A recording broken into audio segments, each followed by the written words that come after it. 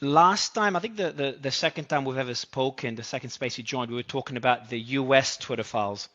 And then Yeah. here we are about a year later with Brazilian Twitter files. Have you had a chance to go through the drop yet? Well, uh, it's voluminous. We're trying to figure out how to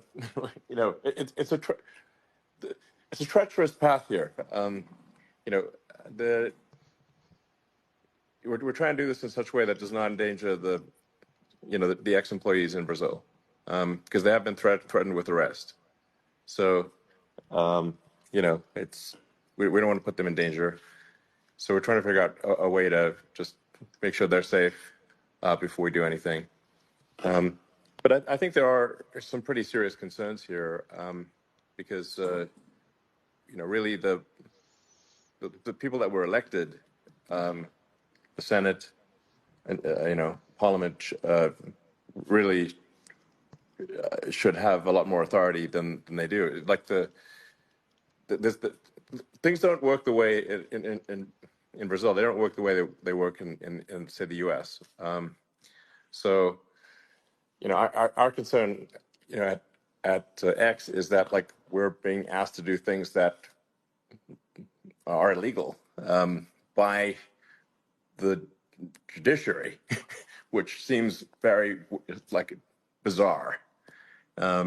So that's somewhat of a quandary, being asked to do things that directly violate the law by a judge. Seems odd. You've had, we do have Senator Eduardo on stage. We do have Representative Nickolas on stage as well, and Deputy Luiz. And there's been many other vocal voices in Brazil that are supporting your fight against the censorship you have there.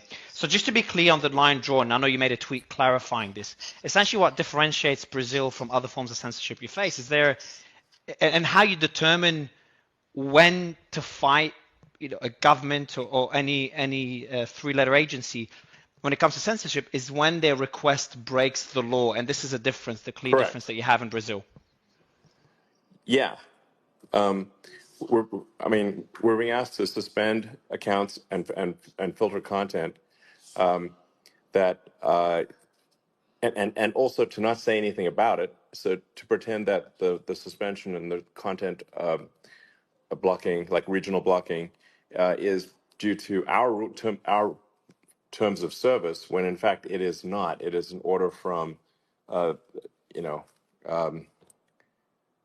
Alexander, Judge Alexander. Nickolas, you do have, you've been very vocal in supporting Ellon's fight against censorship. You've got Ellon on stage now. I want to give you the mic first, Nickolas, Representative Ferreira, to ask Ellon any questions and kind of give your thoughts on Ellon's fight against censorship. Okay, thanks. First of all, I'd like to thank Elon Musk for the opportunity to fight for my country, for his courage. Thank you so much. You don't even know how much it means for us. And I believe everyone wants to hear you. And I would like to ask you a question. How do Twitter files came out? Because there's a confusion among people that Twitter files only appeared because of Alexandre de Moraes, which is not true.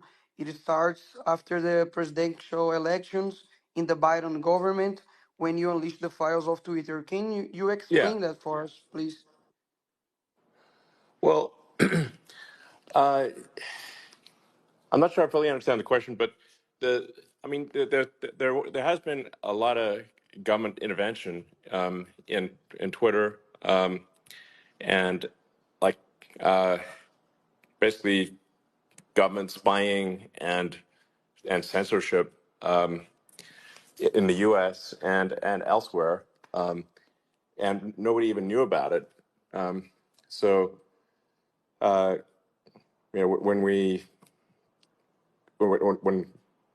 I acquired the company, I'm like, okay, we're just gonna just. One of the people that are the most prominent victims of that level of censorship. And Ellon, we were talking about it earlier. Thanks for joining again, Ellon. It's good for you to jump in for the third time. But the thing, Allan, we were talking about earlier is not only censorship of journalists, but they're taking it a step further where it's becoming a prosecution. And we had the senator and the representative talk about it on stage, and I tweeted about it.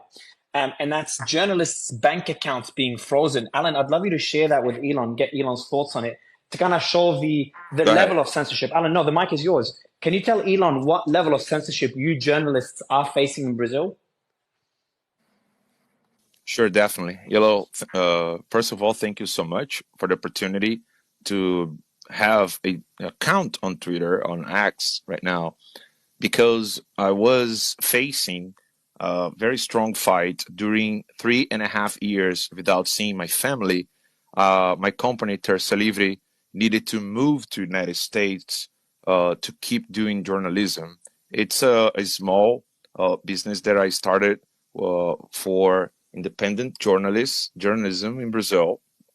And after the Moraes decision that I have no idea what he's kind of accusing me of, he froze my assets. He ordered my arrest in the United States, in Brazil, asked the United States to deportate me or destroy my life.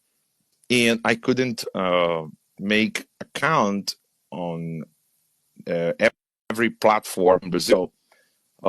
Even I am living in the United States right now by the protection of the United States Constitution, thank God, because he was doing daily fines for every platform that I was creating an account. Even OnlyFans, I was banned. So I was banned from Getter, from OnlyFans. By the way, I was using OnlyFans for doing journalism. And Facebook, Instagram. And yeah, for your knowledge. Yeah, yeah, I know. So the persecution was so strong that I wasn't able, Ellon, to feed my family. My daughter is recovering from meningitis and encephalite, and I couldn't send money to my family, my daughter, because he froze my assets, and he was doing daily fine against the platform because I was creating accounts. So that was a crime, creating accounts. And because I gave you money, Ellon, because I bought the yellow the yellow badge for my company. And today, the press in Brazil was saying that I was being helped by you just because I've got the yellow badge for my company. So this is how crazy it is. Yeah, it is actually very crazy. I mean, I think there's no question that there's an abuse of judicial power here to an extreme degree. I just have to. I think it is extremely obvious. I think the people of Brazil ought to know that there is an abuse of judicial power to an extreme degree that we've not seen in any country on earth. I have never seen anything of this magnitude. So it's insane. And the elected representatives of the people of Brazil, that's who should be in charge. And the judiciary is there to execute upon the law, but not to make the law. But they are making the law, and I think it's an outrage. People should be extremely upset. So, this has got to stop. So Ellon, if you don't mind, I'll go ahead and jump in and ask you a question here. I know there have been reports today. I don't know how true they are yet because this story has been so rapidly developing that it's hard to get confirmations on everything. But are you in further communication with Brazilian officials at this point? Have they mentioned an all-out ban on X anytime soon? And do you foresee that being a real possibility? They have threatened to cut off X entirely from Brazil. They've also threatened to arrest our employees, and they have applied a $20,000 a day fine. And do you foresee them actually following through with any of that stuff? Because, it seemed in the beginning that this Supreme Court justice was going to rapidly pursue these things. I mean, I don't know. This is just what the threats that have been made. I don't know if these threats will come to pass or not. But judging by what has happened to others, I think these threats are real. So, it's like, I don't know. I think this is like really judicial authority going far beyond judicial authority to executive authority. So that's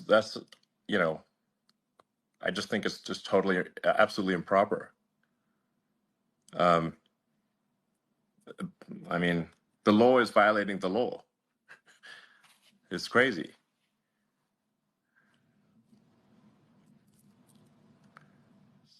So I think Nickolas wants to speak. Can you hear me, guys? Yes. All right. I can hear you. Yep. Ellon, just to let you know, after starting to ask you for more information about your allegations, the Brazilian Supreme Court had just opened investigation against me because I said in my United Nations speech that Lula is a corrupt. It's crazy what's happening here in Brazil. And in the elections, presidential elections here in Brazil, I was a victim of what is happening here with the accounts that are being blocked. After the Brazilian elections, my account was banned both on X and Instagram and Facebook. To this day, I do not have access to the process, and I do not know why the accounts were banned. That's what's happening here in Brazil.